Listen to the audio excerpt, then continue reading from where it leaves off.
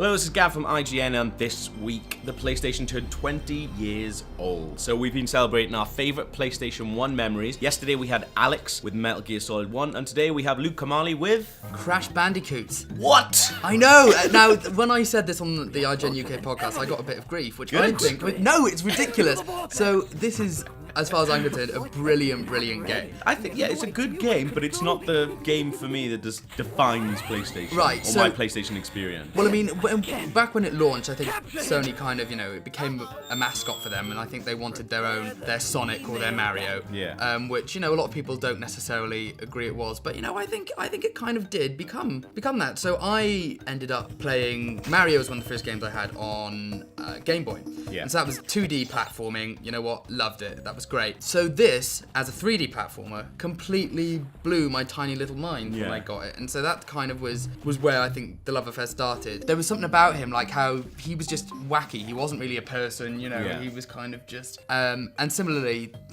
no hate or anything, but, Sonic was very Americanized and stuff like that, whereas... This dude is completely American. I completely disagree. He's Australian. He's a Bandicoot. And I just loved him. I loved Ripperoo as well, who was one of the bosses, the mad kangaroo. I just thought it was brilliant. I think it's cute how much you like it.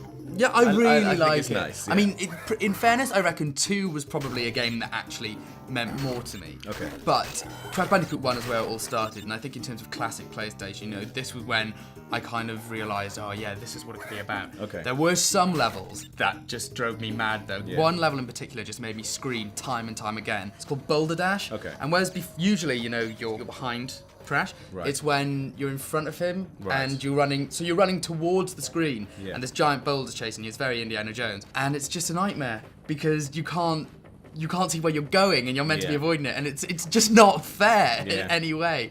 It's interesting you say Indiana Jones because obviously Naughty Dog went on to make the Uncharted series, and that is pretty much Indiana Jones. And if you look at some of this stuff, rolling boulders, you and can things see like exactly that, it's always been on their radar. Like it is basically Uncharted. Yeah, it's pretty much, and that is Nathan Drake running away.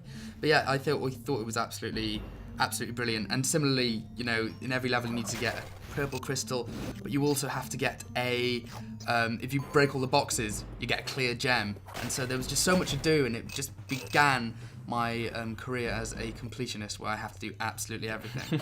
Well, that's Love You Luke, and that's day 2 of our PlayStation 1 memory. So come back tomorrow and we'll have even more for you.